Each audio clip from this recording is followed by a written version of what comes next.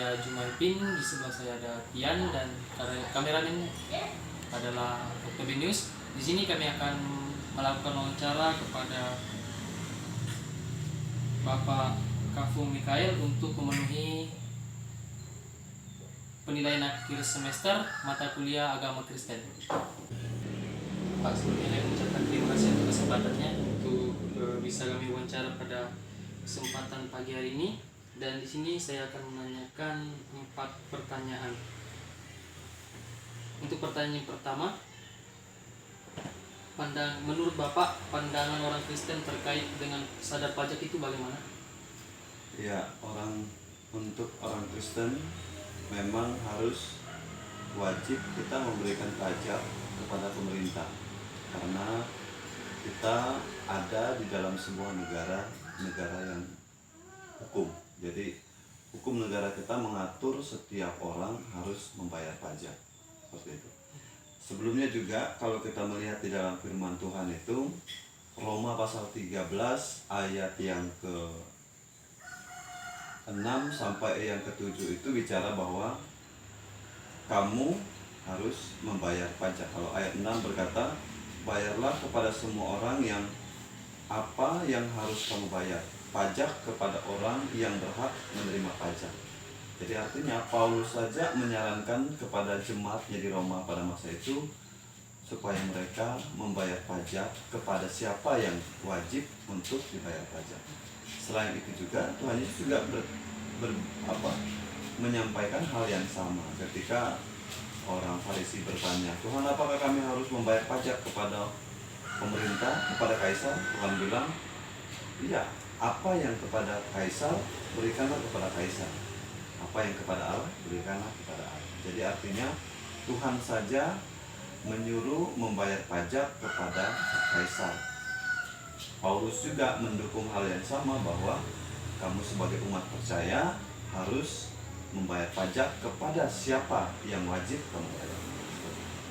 Berarti harus, Pak, ya? Ya, harus. Ya, Pak, lanjut ke pertanyaan kedua. Asumsi pada pendapat bahwa orang-orang Kristen dan gereja-gereja harus aktif berpolitik.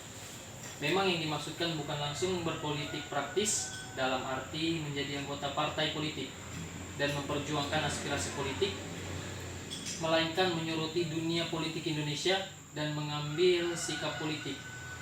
Itu bagaimana menurut Bapak? Iya, untuk masalah politik ini, dalam gereja pun ada politik. Dalam kehidupan kita sehari-hari pun ada politik. Jadi artinya kita tidak bisa terhindar dari yang namanya politik. Politik itu tidak jahat, politik itu baik, karena dari politik itulah orang banyak membantu di sebuah organisasi-organisasi tertentu, masyarakat, gereja. Jadi pandangan saya terhadap politik, kita harus terlibat dalam politik. Bukan berarti semua kita orang Kristen masuk dalam partai, tapi untuk mendukung seseorang untuk maju dalam pemilihan, contoh seperti legislatif dan presiden, khususnya ketua kepala desa pun kita harus terlibat, ya kan? Jadi artinya politik bukan sesuatu yang negatif. Politik adalah sesuatu yang positif dan perlu bagi kita untuk terlibat di situ, mendukung seseorang atau satu calon. Kita lanjut ke pertanyaan ketiga. Pernyataan tentang hubungan budaya dan seni dalam iman Kristen. Ketika Daud menulis Mazmur yang merayakan penciptaan dengan menggunakan media puisi, lagu dan musik instrumental, di mana di sini terdapat pada Mazmur pasal 8 yang membahas tentang manusia hina sebagai makhluk mulia, Mazmur pasal 19 kemuliaan Tuhan dalam pekerjaan tangannya dan dalam Tauratnya, Mazmur pasal 89 tentang kesetiaan Tuhan kepada Daud, dan Mazmur pasal 100 berbicara tentang pujilah Allah dalam baitnya. Itu bagaimana menurut Bapak?